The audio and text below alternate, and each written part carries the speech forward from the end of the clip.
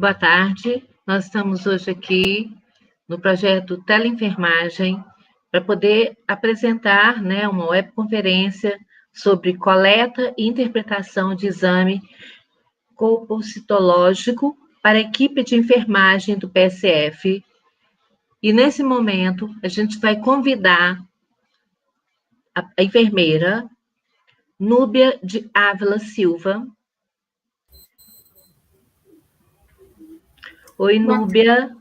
Olá, boa tarde. Boa tarde, Núbia. Núbia é enfermeira, lá no Hospital da Maternidade Sofia Feldman. Ela está aqui para conversar com a gente sobre a coleta e interpretação do exame citopatológico. Eu gostaria de agradecer a presença da Núbia aqui, tá? Lembrando que nós temos exatamente 30 minutos para a apresentação e depois a gente abre para conversar com as pessoas diante das perguntas ou questões que foram enviadas pelo chat relacionadas à temática aqui tratada. Muito obrigada, Núbia. Que bom que você está aqui com a gente, tá? Passa a palavra para você. Boa tarde a todos. Eu agradeço o convite, Solange, a professora Mariana, a professora Torquata, por ter me permitido, aberto um pouquinho desse espaço para a gente conversar um pouquinho sobre esse exame que é tão importante. Eu espero que seja um momento rico mesmo, de uma troca de experiências. E a gente vai conversando e no finalzinho, se tiverem algumas dúvidas, a gente vai tentando esclarecer da melhor forma possível.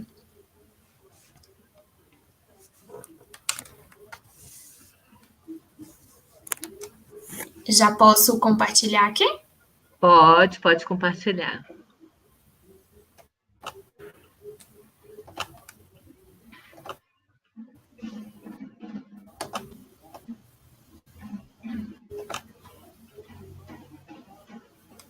Quando aparecer aí para você, me fala, Solange. Ok, apareceu aqui para mim. Coleta e exame. Ok, então vamos lá. Isso. Nós vamos falar um pouquinho hoje, sobre a coleta, o método de coleta e um pouquinho da interpretação, o que fazer com os resultados de exames que a gente recebe, posteriormente à realização pela paciente. Essa apresentação ela foi basicamente baseada, na diretriz do Ministério da Saúde de coleta e rastreamento. É uma diretriz grande que tem bastante informação para que a gente possa trabalhar adequadamente. E a gente vai falar aqui dos pontos, principais e gerais. E caso a gente precise de algum aprofundamento, eu posso deixar disponível também a apresentação e a referência onde eu busquei todas as informações para que vocês possam ter uma informação completa de tudo. Então, vamos lá. O câncer de colo do útero, apesar de ele ser um câncer prevenível, ele é um dos mais frequentes nas mulheres do Brasil e em todo o mundo, É um câncer que apresenta altas taxas de incidência e de mortalidade. E como forma, de buscar prevenir essa doença nessas mulheres e tratar também, foi implementado, na rede de saúde brasileira o exame citopatológico, mais conhecido como exame de Papa Nicolau ou preventivo, que é um exame que busca, identificar quais são as mulheres que têm essa doença já instalada ou que tenham lesões precursoras para que a gente possa tratá-las, precocemente, evitando que essa doença progrida e leve posteriormente à morte. Um passo importante que foi dado na rede SUS foi a implementação, da vacina contra o papilomavírus humanos, que é o vírus precursor, de lesões precursoras cancerígenas. Então, agora é um método, que auxilia juntamente ao rastreamento para que essas mulheres elas tenham uma assistência integral,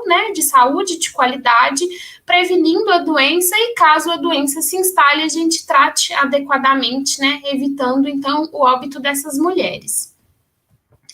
Para que a gente tenha êxito, nas ações de rastreamento desse exame preventivo, ele depende de alguns pilares, que é uma rede mesmo de apoio, entre profissionais e população, para que a gente possa rastrear adequadamente essa mulher. Então, é muito importante que a população ela esteja informada, né, que a gente se mobilize para orientar essa população da importância do exame, né, que a gente tenha uma área de abrangência, uma cobertura, né, de abrangência dessas mulheres, para que a gente almeje, né, alcançar essa meta, né, e atingir quem é a população-alvo. É importante que a gente garanta acesso, né, ao diagnóstico e tratamento dessas mulheres, então é um direito delas, né, como cidadã brasileira, de ter o diagnóstico e de ter o seu tratamento, se necessário. E a gente precisa também garantir qualidade das nossas ações. Então, qualidade de uma busca ativa, qualidade de uma consulta, de uma anamnese bem feita, de um exame bem coletado, né, para que a gente tenha uma amostra satisfatória, evitando com que essa mulher tenha que repetir novamente esse exame por qualidade de amostra não satisfatória. E é importante que a gente monitorize, né, e gerencie a continuidade dessas ações. Não adianta a gente trazer a mulher, né, a nós fazer a coleta e não dar seguimento, né, perder essa mulher da nossa rede, não dando continuidade à assistência dela. Então, é um processo integral que visa desde a abrangência da população até o final, né, deste ciclo, até que ela não se encontre mais na população-alvo ou não necessite mais da coleta do exame até o fim. A rotina de rastreamento no Brasil, né? É recomendado pelo Ministério da Saúde a coleta do exame Papa Nicolau a cada 3 anos, né? Isso após a mulher ter 2 exames normais consecutivos com um intervalo de 1 ano. Então, a gente faz um primeiro exame, 1 ano depois, essa mulher repete o exame novamente e caso esses 2 exames consecutivos eles tenham um resultado normal, né, a gente vai acompanhar essa mulher daqui a 3 anos, retornando para o esquema. E por que a gente faz, né, por que a gente repete esse exame em 1 ano? Para evitar de que existam resultados falsos negativos, né, ou seja, de existir ali uma lesão ou uma possível invasão e ela não ter sido identificada neste primeiro exame. Então, a gente reavalia, faz uma nova coleta e, estando tudo ok, a gente pode avaliar daí a 3 anos. Isso porque o câncer do colo do útero ele tem uma evolução lenta. Então, a gente tem, né, com segurança aí esse intervalo para a gente retornar com essa mulher e reavaliar. Lembrando que todas as mulheres que tiverem um resultado de exame insatisfatório ou for rejeitado pelo laboratório que fez a análise, essa mulher deve ser convocada novamente para repetir esse exame, né? Não deve demorar muito tempo para a gente fazer essa nova coleta. Quem é a população, né? Quem que deve realizar esse exame? As mulheres, né? Ou qualquer pessoa que tenha um colo do útero, né? Incluindo os homens trans e as pessoas não binárias que foram designadas mulher ao nascer, que estejam entre as faixas etárias dos 25 aos 64 anos e que já tiveram atividade sexual. Lembrando que as mulheres, né, com mais de 64 anos, que nunca foram submetidas ao exame citopatológico, elas devem sim realizar esse exame, né, com intervalo de 1 a 3 anos, e se ambos os resultados forem negativos, ela pode então ser dispensada. Uma coisa importante da gente falar é que priorizar uma faixa etária, né, dos 25 aos 64, não exclui as outras mulheres de realizarem esse exame. Né, isso é uma justificativa que a gente vai fazer mediante uma conversa, né, uma boa anamnese, uma investigação da história dessa mulher. A gente vai verificar se há necessidade ou não, né, da gente coletar o exame preventivo de uma mulher que está fora da faixa etária. E por que essa faixa etária foi implementada? Há evidências científicas que já comprovam, né, que o tipo de câncer do colo do útero ele é mais frequente nas mulheres que estão na faixa etária dos 30 aos 39, tendo um pico aí da doença dos 50 aos 60. E as mulheres que estão, né, abaixo da faixa etária dos 25 anos, elas possuem lesões mais relacionadas ao HPV, são lesões ainda precursoras. Então, pode ser que o seu próprio organismo dê conta, né, de combater essas lesões, fazendo com que essa lesão regrida. Então, não havendo indícios de câncer estabelecido, não há necessidade, né, de um modo geral. Como eu disse, a gente tem que avaliar caso por caso, mas no geral são as mulheres entre os 25 e os 64. Já a partir dos 64 anos, como é uma doença de evolução lenta, a incidência dela diminui bastante. Então, a gente vai avaliar, mas no geral é essa a população que a gente deve captar para nós e que a gente deve coletar o exame. Essa coleta, né, para a gente garantir uma boa representação celular, né, do epitélio do colo do útero, a gente, através do exame citopatológico, deve obter uma amostra, né, tanto da ectocervice quanto da endocervice. E nessa coleta a gente vai obter, né, se feita adequadamente, a gente vai coletar, então, células escamosas, células glandulares e células metaplásicas. Aqui é uma imagem do colo do útero, né, representando onde está aqui a ectocervice, apontada pela primeira setinha, e a endocervice, né, que está ali através do ósseo externo do colo do útero. Para uma amostra satisfatória, né, nós precisamos ter células em quantidade representativa, ou seja, nós precisamos de uma boa quantidade de células ali daquela região, que estejam bem distribuídas na lâmina, que elas estejam fixadas e curadas adequadamente, de modo que durante, né, a interpretação pelo laboratório nos permita uma conclusão diagnóstica de fato. Aqui eu vou apresentar um videozinho breve para vocês, onde se demonstra, né, foi um vídeo realizado pela Fiocruz, onde se demonstra a técnica correta, né, da coleta dessas células. Exame físico externo. Muitas vezes, a oportunidade da coleta do material para exame citopatológico é uma das poucas vezes em que a mulher poderá ser submetida a um exame ginecológico. Assim, deve-se fazer um minucioso exame da vulva e da região penal, buscando lesões macroscópicas como úlceras, fintas, áreas vermelhas e verrugas. A presença de alguma dessas alterações deve motivar o encaminhamento para o médico ginecologista. Da mesma forma, antes ou depois do exame da genitália, deve ser realizado o exame clínico das mamas. Introdução do espéculo.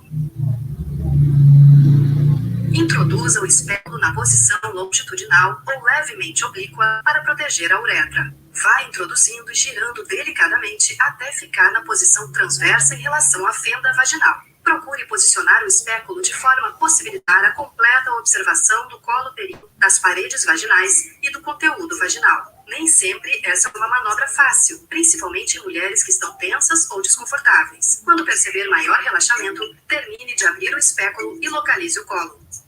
Lembre-se de que não é possível utilizar lubrificantes oleosos como vaselina, pois prejudicam a preparação do material para exame. Não há impedimento para o uso de água ou soro fisiológico. Coleta do esfregaço.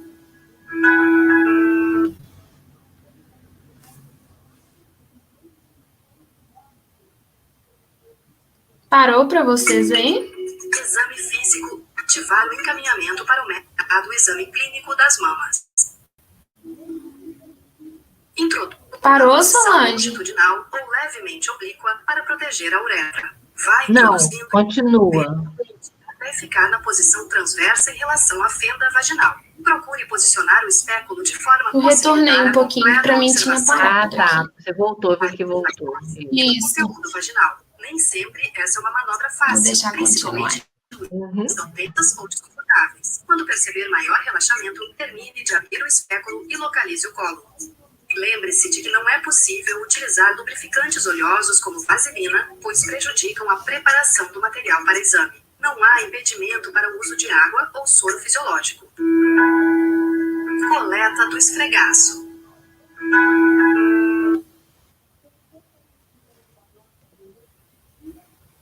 Parou? Agora. Não, peraí, vamos ver. Aqui para mim ele pausou, não sei o que aconteceu. Ele pausou aqui na coleta do esfregaço. Oh, gente, rodou tão bonitinho. Deixa eu tentar voltar aqui. Eu acho que essa é uma das partes mais importantes. Essa observação, essa é uma manobra fácil. Principalmente se perceber maior relaxamento, termine de abrir o espéculo e localize o colo. Lembre-se de que não é possível utilizar lubrificantes. Eu posso voltar aqui e abrir ele por fora para ver se a gente consegue passar tudo? Pode. Ai, que estranho, rodou tão bonitinho. Deixa eu tentar voltar aqui. Uhum. Vou abrir por fora da apresentação. É, porque tá na apresentação, né? Que engraçado. Mais cedo a gente testou, então rodou certinho. A tecnologia, sim. Deixa eu ver se ele vai rodar aqui, que aí eu compartilho para vocês a partir de onde parou.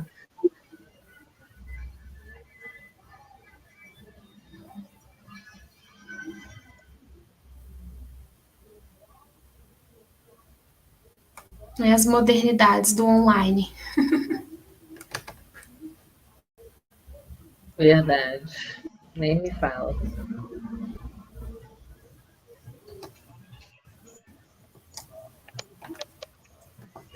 Possibilitar a completa de que não é possível utilizar lubrificantes oleosos. Que estranho.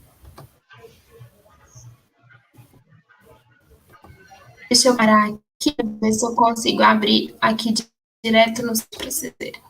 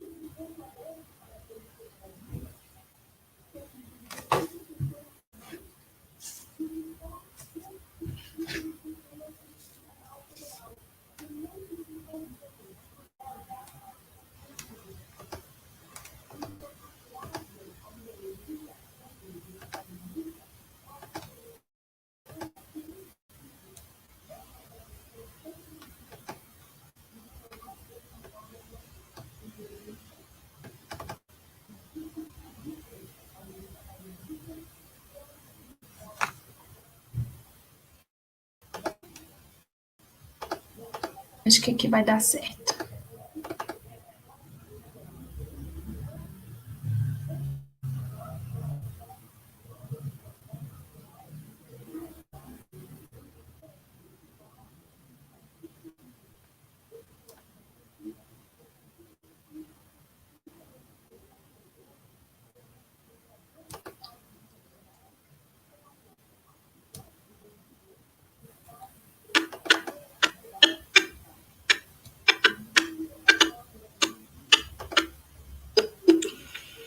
O aspecto do colo, da ação do espéculo, utilizar lubrificantes oleosos. Eu vou compartilhar aqui de novo, você me fala se vai aparecer. Vou compartilhar fora da apresentação. Ok.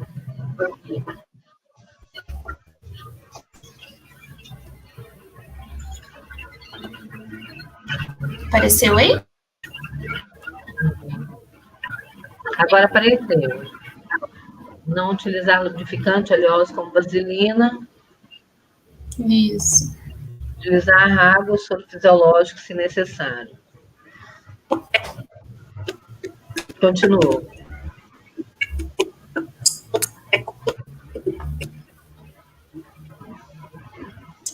Gente.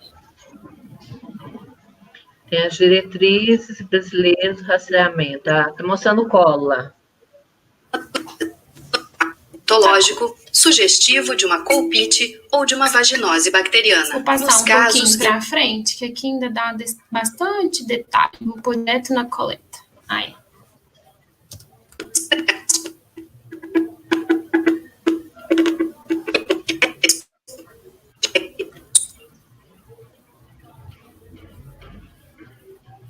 Tá travando o áudio? A Nox, ele agora tá cortado, né? até que toda a região periorificial tenha liberou. sido raspada. A tensão aplicada deve ser tal que obtenha material celular e menos intensa do que provocaria algum sangramento. Se julgar que o material é insuficiente, repita o procedimento. Encoste a extremidade da espátula que contém o material obtido na área mais próxima da parte fosca da lâmina, que já deve estar identificada. Estenda o material em uma única passada, no sentido transversal à lâmina. Em seguida, avise a mulher que fará a coleta endocervical e que ela poderá sentir cólica, que cessará em seguida. Introduza a escova endocervical e realize 3 a 5 giros completos em toda a extensão do canal. O objetivo é que as cerdas penetrem as criptas endocervicais, obtendo uma boa quantidade de material celular. Com alguma frequência, pode haver um discreto sangramento. Relate esse fato no pedido de exame e lembre-se de informar a mulher que não se preocupe se perceber a saída de alguma secreção sanguinolenta.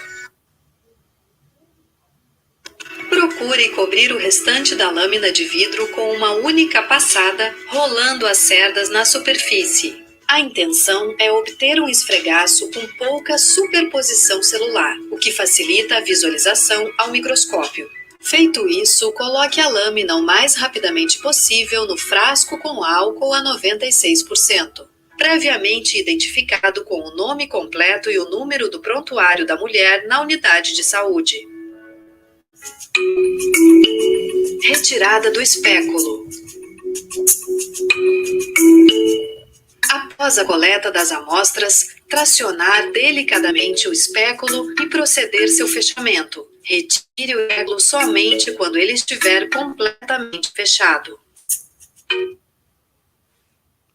Deu para ver direitinho aí? Eu.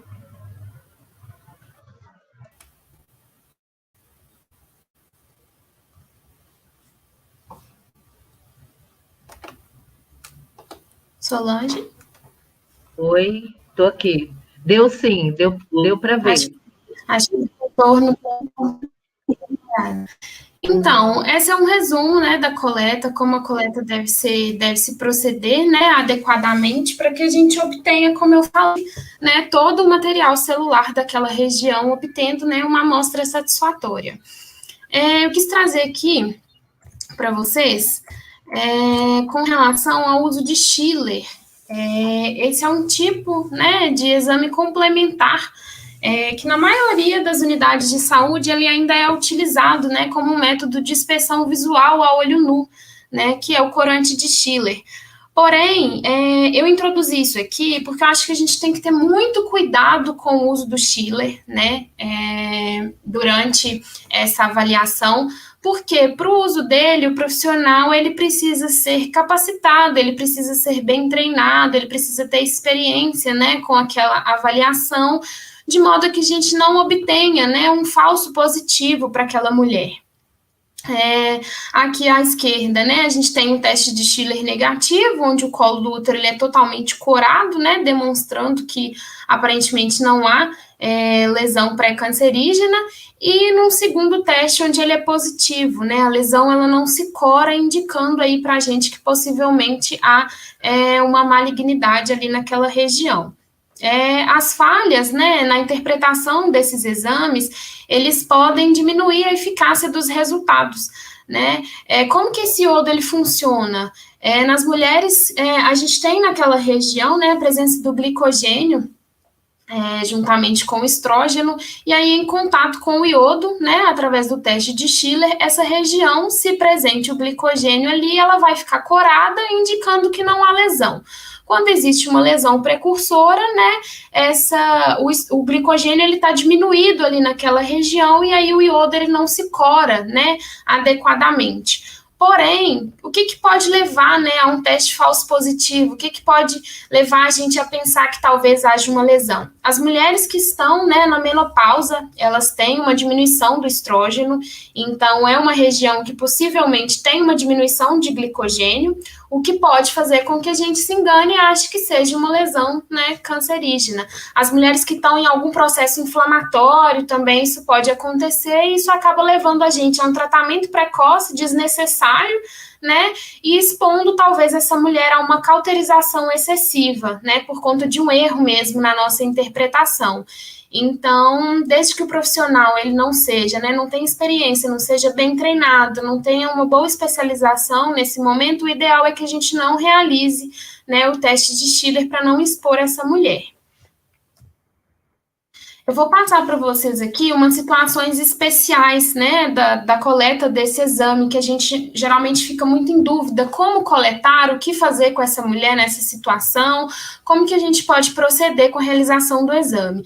E uma das nossas dúvidas principais, né, é com relação às gestantes.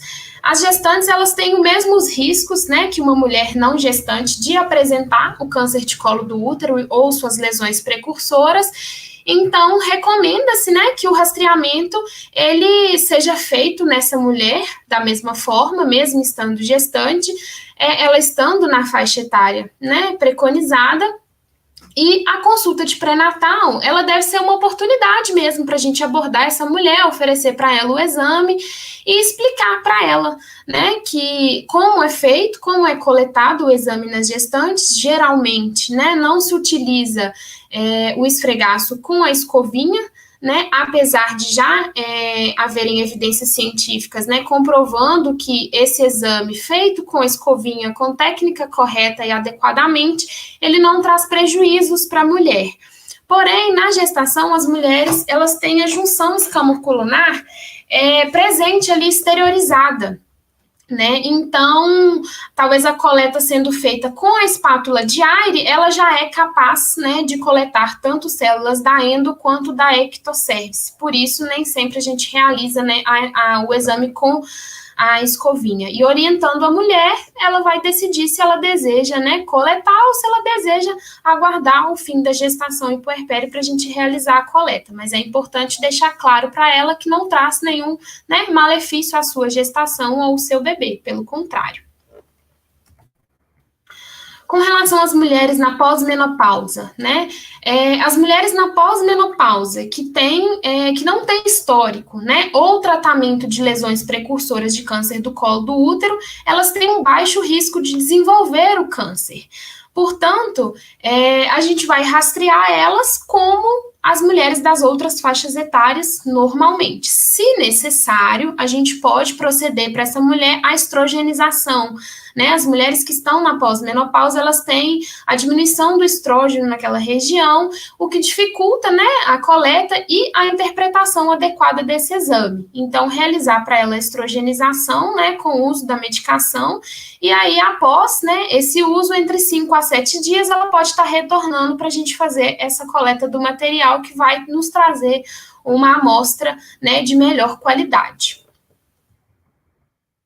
As mulheres esterectomizadas, né, as mulheres que foram submetidas à esterectomia total, né, retirada de toda a estrutura feminina, né, tanto de útero quanto de colo, que foram esterectomizadas por lesões benignas e sem história de diagnóstico ou tratamento de lesões cervicais de alto grau, elas podem ser excluídas do rastreamento, né, desde que elas apresentem para nós os exames anteriores comprovando que realmente ela não tinha nenhum tipo de lesão precursora.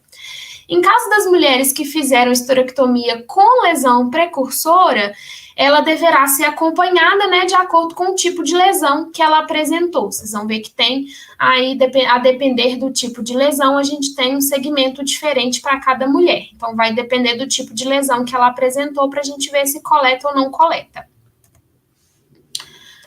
As mulheres sem história de atividade sexual, né, nessas mulheres, a gente já sabe, né, o papel do HPV, né, sobre o câncer de colo do útero, né, é ele que causa as lesões precursoras de câncer. Então, se essa mulher, ela não tem atividade sexual, ela não está exposta a esse patógeno, portanto, ela não deve ser rastreada para o colo do útero. Porém, a gente tem que ter uma atenção para essas mulheres, conversar, como eu falei, a anamnese é extremamente importante para a gente conhecer a história dessa mulher, para identificar se ela realmente não tem relação sexual, né? Lembrando que a relação sexual, ela não é baseada somente na penetração, né, do órgão masculino com o feminino, mas as mulheres, por exemplo, né, que se relacionam com outras mulheres, e que tem relação sexual, né, mesmo que sem penetração, mas o próprio contato, né, de vulva, de vagina e de mucosas há uma chance, né, de contaminação pelo vírus. O sexo oral também, né, na pessoa contaminada com mucosa de outra pessoa pode transmitir o vírus. Então, não é só porque a pessoa não tem penetração que a gente vai considerar que ela não tem atividade sexual. Então, a gente tem que se atentar para isso, porque essas pessoas, né, que têm esse tipo de relação sexual, elas também estão expostas e também devem ter o exame coletado da mesma forma para as demais. As imunossuprimidas, né, as mulheres que são infectadas pelo vírus do HIV, as mulheres que estão em tratamento com imunossupressores, né, que fizeram transplante de órgãos, as mulheres que estão em tratamento para algum tipo de câncer e as usuárias crônicas, né, de corticoide, elas já têm um fator de risco a mais, né, visto que a sua resposta imunológica ela é comprometida.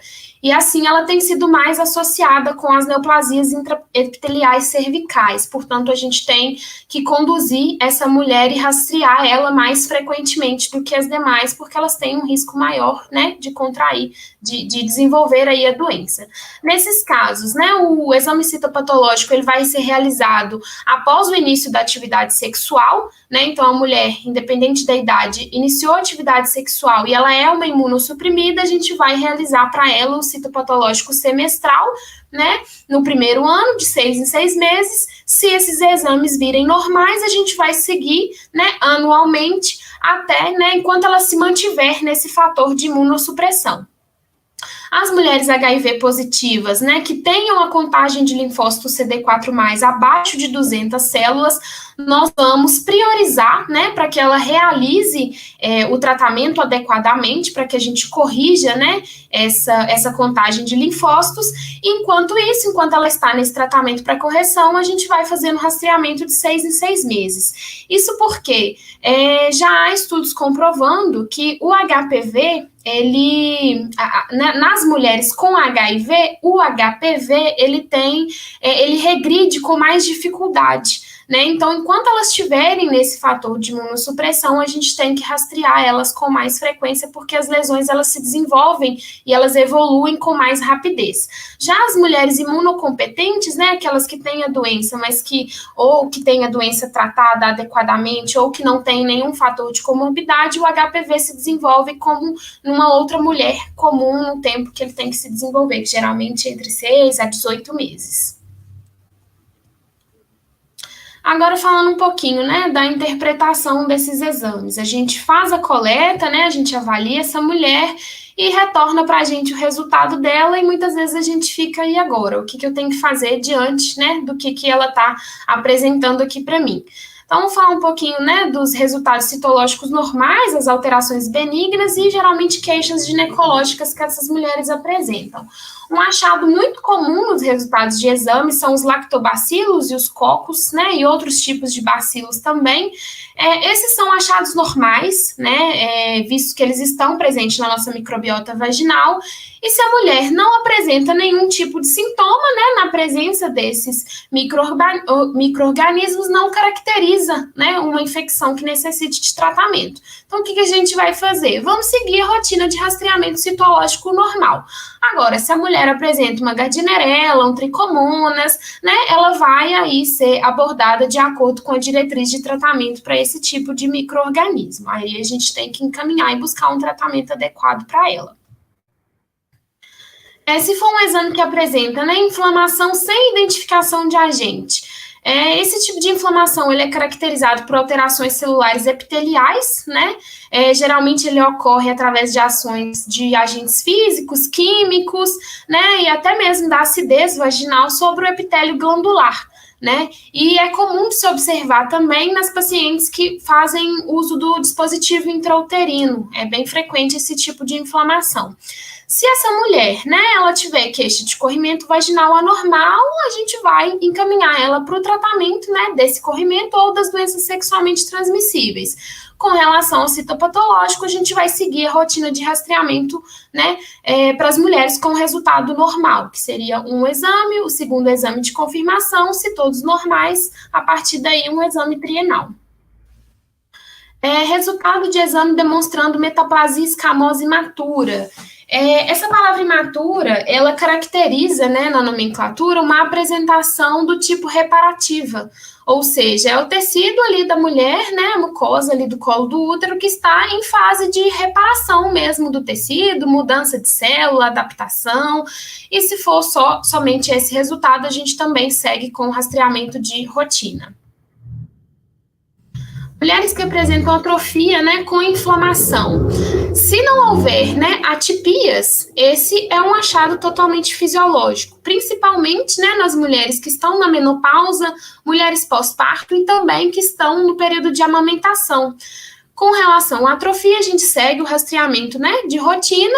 Porém, se o laudo laboratorial, né, constar que houve dificuldade, né, diagnóstica decorrente dessa atrofia, ou seja, se o exame não pôde ser, né, avaliado, a gente deve considerar para ela a estrogenização também e aí repetir uma nova citologia para que a amostra seja efetiva, né, e a gente tenha um diagnóstico fechado para essa paciente.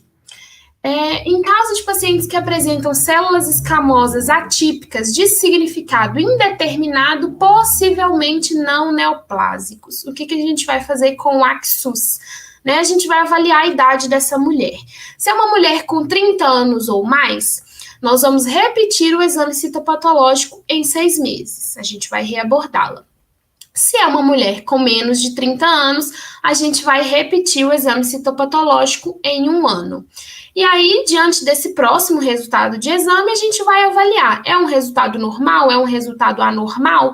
Se é anormal, a gente vai encaminhar essa mulher para realizar, né, a colposcopia e a gente vê aí um diagnóstico diferencial para ela e ver como que a gente vai dar o segmento, o que está realmente acontecendo.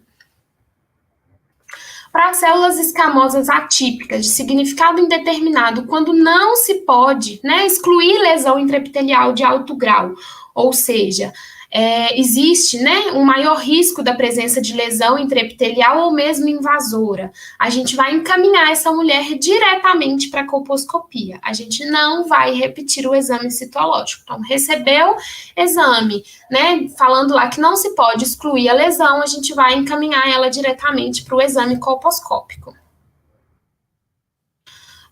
Os exames que apresentarem células glandulares atípicas de significado indeterminado, possivelmente não neoplásicas, ou que não se pode, né, excluir lesão de alto grau, a gente vai encaminhar para a colposcopia diretamente e nós vamos pedir uma avaliação endometrial.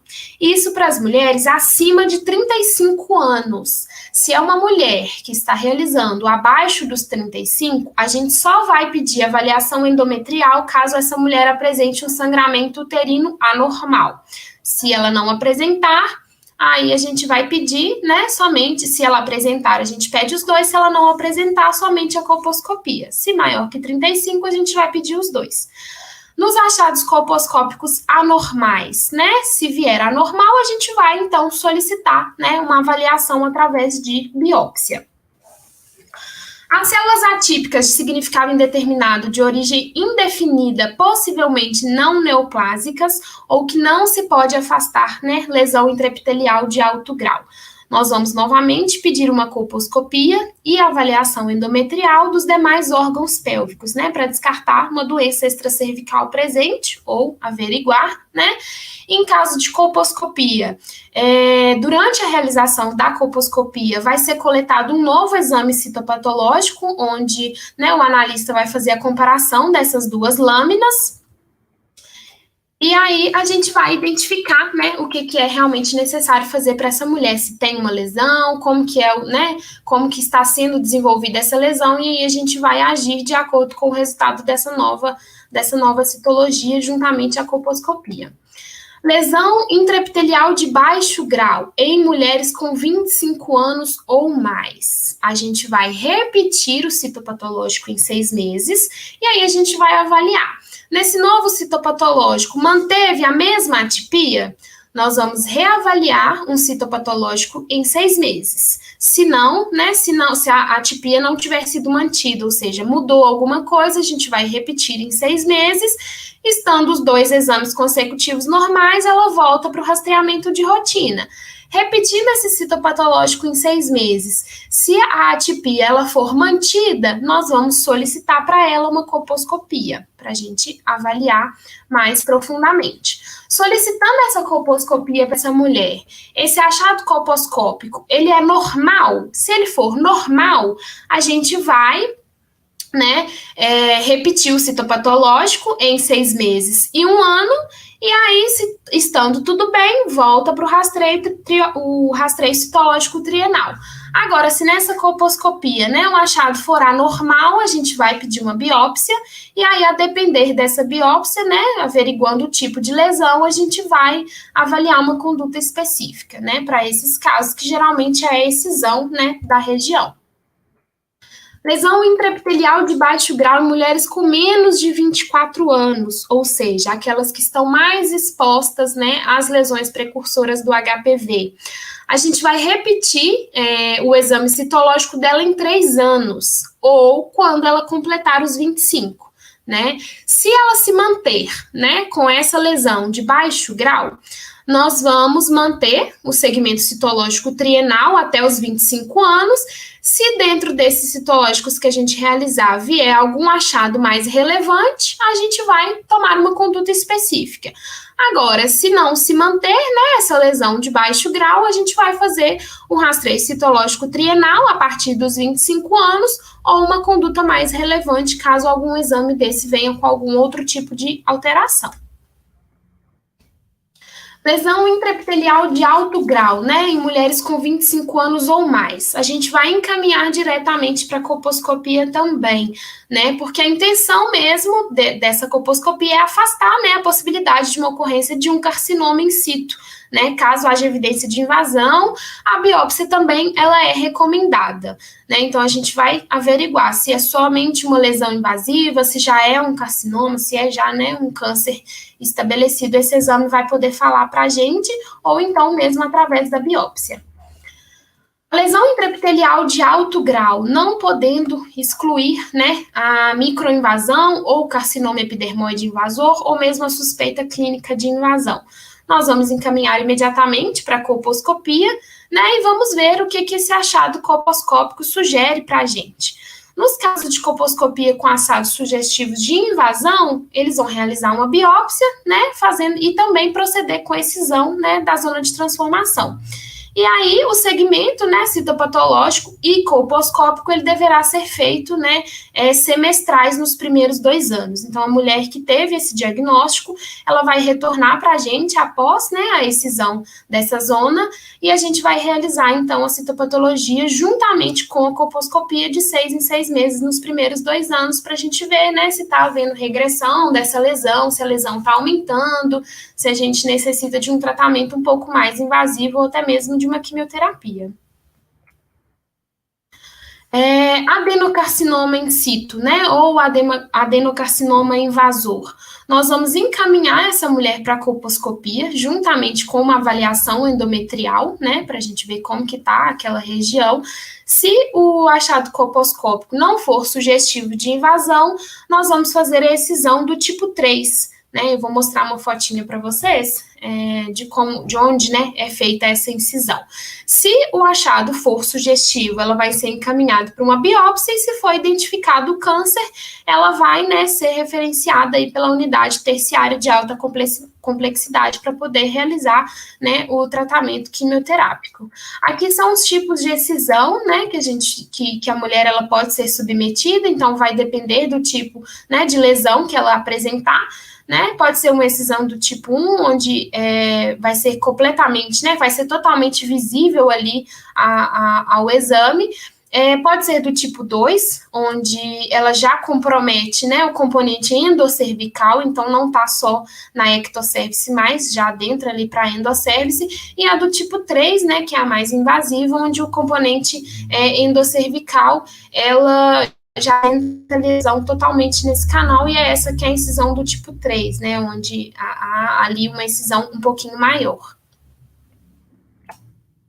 Aqui eu coloquei um quadro, se alguém quiser, acho que pode tirar foto, eu posso disponibilizar também a apresentação depois, que foi um resumo, né, que a diretriz fez. Isso aqui eu falo que é um guia de bolso para a gente, né, diante da interpretação dos exames, onde ele mostra, né, cada tipo de lesão que pode vir a ser apresentada, né, e qual a faixa etária e o que a gente deve, né, qual que é a conduta inicial, ou seja, o que nós lá na unidade de saúde vamos fazer com essa mulher de acordo com a faixa etária e com aquilo que ela está apresentando. Então, acho que é um resumo bem simples, assim, de tudo que deve ser feito, né, com essa mulher e auxilia bastante, assim, no nosso dia a dia para a gente poder dar seguimento e realmente oferecer, né, um cuidado integral para essa mulher. É isso.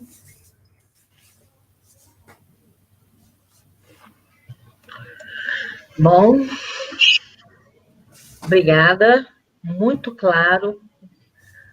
A apresentação está maravilhosa. É muita coisa, né, Solange? É muita coisa para a gente tratar. Exatamente, para tratar num tempo tão curto, né? Exatamente.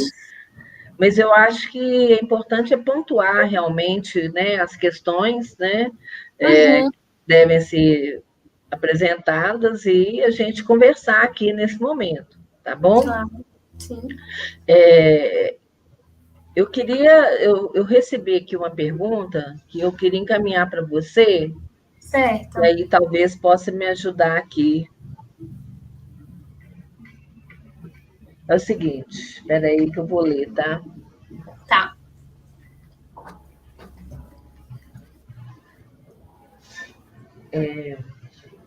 A demora, né? Um profissional que perguntou que a demora de 30 a 40 dias no resultado do exame citopatológico do colo uterino pode determinar um prognóstico de lesões suspeitas de neoplasia intraepitelial cervical? Olha, o que acontece? Infelizmente, esse é um exame que realmente, na maioria, né, das unidades, ele realmente demora bastante para sair o resultado. Mas, assim, a lesão precursora do câncer, ela tem uma evolução muito lenta, né? Então, assim, desde que essa mulher esteja sendo acompanhada, né, que esse exame, ela traga realmente um resultado para a gente, caso ela não esteja apresentando uma sintomatologia grave, né, que precise de uma assistência imediata, nossa, como ela tem uma evolução muito lenta, eu acredito que não. Assim, é óbvio que o ideal é que o resultado saia para a gente o mais rápido possível, né? Visto que o tratamento, quanto mais precocemente ele for instituído, melhor, né? Para a longevidade dessa mulher e para um tratamento mais adequado. Mas, como é uma evolução lenta, a gente ainda pode esperar esse tempinho. Tá. A outra pergunta que enviaram para mim foi: devemos recoletar o exame Papa Nicolau se o resultado deu ausência de JEC? Não, a ausência da JEC, ela não caracteriza uma lesão, né, assim, cancerígena. E eu acredito que o laboratório, caso, né, a amostra seja insatisfatória, ele vai retornar para a gente solicitando, olha, essa mulher precisa de uma nova coleta porque o exame foi inconclusivo, ou que as células que a gente precisava avaliar não estão presentes. Então, acredito que, diante dessa demonstração, né, da necessidade, o laboratório, em conclusão, vai solicitar para a gente que seja realmente feita outra coleta. Agora, é importante a gente orientar, né, as mulheres que, diante, né, da nossa coleta, às vezes a gente coleta o exame e vem, né, como eu falei, quando foi falado lá no vídeo, presença de sangue, né, ou se a mulher tenha utilizado algum tipo de produto, né, que anteriormente a coleta que dificulte, né, essa análise, ela tem que ser orientada a que, caso seja necessário, a gente vai ter que fazer uma recoleta desse material, isso é importante frisar. O que fazer, né, quando observado uma alteração visível do exame especular durante a coleta do citopatológico de colo uterino? Vai depender, como eu disse, vai depender muito, né, de uma avaliação criteriosa, né? Como eu disse, se é uma alteração visível, né, a gente pode pedir um segmento mais rápido dessa mulher. Se você está numa unidade em que a resposta do seu, né, do resultado laboratorial, ele é muito demorado, né, ou você tem ali dúvidas de que essa mulher ela vai sair da sua rede, que você vai perder o vínculo com ela, eu acredito que talvez, né, encaminhar para um profissional da rede secundária para uma avaliação mais investigativa, né, mais intensa, assim, mais necessária. Caso você tenha alguém, né, não sei quem são todos os profissionais que estão aqui, mas vai depender muito, a gente, né, sempre busca trabalhar, né, em equipe, em conjunto, então talvez ali no momento da sua avaliação buscar um outro profissional, seja um enfermeiro mais experiente, seja um médico, quem tiver disponível ali para você que também possa ter uma segunda avaliação e tomar uma conduta mais imediatista. Existe a possibilidade, né, do uso do ácido asséptico também, para confirmar, né, como um exame complementar, é uma opção também. Uhum. Tem uma pergunta aqui até do Gleidson, ele pergunta o seguinte: após exame, após coleta, pode ser avaliado até quanto tempo? Dias, meses, pelo laboratório? Geralmente, isso depende do laboratório em questão, né, em que a rede está vinculada. Geralmente, por onde eu já passei assim, geralmente entre 30 a 40 dias o resultado de exame sai.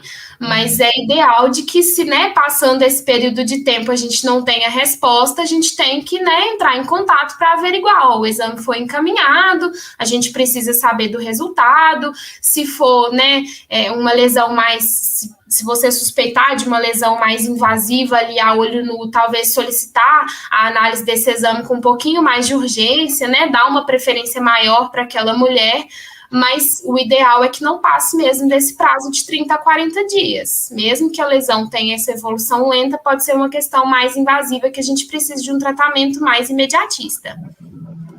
Tem duas perguntas aqui encaminhadas assim. O que significa citólise no resultado do exame do Papa Nicolau? Citólise? Citólise. E ao outro o que significa metaplasia escamosa no resultado do Papa Nicolau? Como eu falei, a metaplasia escamosa, ela geralmente está associada a uma fase reparativa mesmo do tecido ali, né? Então, ela geralmente é um achado normal, assim, a gente vai seguir normalmente no exame citopatológico de rastreio normal. Agora, a citólise eu nunca encontrei, assim, nenhum exame que me trouxesse esse resultado. Eu posso até buscar essa diretriz para ver se fala alguma coisa sobre isso. Ótimo. Mas de cabeça, assim mesmo, não estou me recordando, não. E uma outra pergunta aqui seria: qual a conduta para o resultado de epitélio escamoso do citopatológico do colo uterino? Eu acredito que existem terminologias meio que diferentes, né, de laboratório para laboratório. Então, essa questão do epitélio escamoso, do escamoso imaturo, eu acredito que vai tudo mais ou menos aí no mesmo diagnóstico. Eu acho que é diferentes formas mesmo do laboratório colocar esse resultado para a gente. Bom, eu acho que está muito claro, a apresentação foi muito especial, muito maravilhosa, assim, eu gostei demais. Assim, as pessoas estão me pedindo aqui a apresentação, se você puder, então, depois encaminhar para mim, que aí eu deixo disponibilizado no site. Sim. E aí, agradeço demais, Núbia, a sua, né, vontade que está aqui junto com a gente, porque é um trabalho que a gente faz de educação permanente, já há mais de 17 anos, tá? E essa temática, ela sempre aparece. Vou falar com você. Com certeza. Acho que não tem um semestre que ela não deixe de aparecer. Eu então, imagino. assim, eu conto muito com vocês da área, né, que estão diretamente, né, trabalhando com essa área, para poder realmente trazer, né, esse tema aqui e esclarecer algumas dúvidas, né, dentro do que realmente foi trabalhado aqui, tá? Muito obrigada, mais uma vez, um momento ímpar para a gente, tá? Estar com você e que continuamos aí juntas aí, quando a gente precisar, a gente vai te chamar de novo, porque foi muito legal, muito legal. Tá? Fico muito feliz de ter contribuído, nem que seja um pouquinho, para demandar um pouco dessa demanda nossa que é tão grande, né? E, assim, realmente é um tema que vai vir frequentemente, é uma nomenclatura gigantesca, né? São inúmeras N possibilidades que a gente tem ali para desenvolver através da lesão dessa mulher, então a gente tem mesmo que estar sempre se capacitando, tem sempre que estar buscando mesmo que a gente possa oferecer o melhor, né, na nossa assistência. E me coloco à disposição, se vocês tiverem de dúvidas, se precisar de mais temas, pode me chamar que eu estou à disposição para tentar ajudar. Tá, joia. Então, um abraço, muito obrigada, e eu vou encerrar, então, a webconferência e aguardo vocês em julho. Eu que agradeço. Tchauzinho, pessoal, boa tarde. Tchau.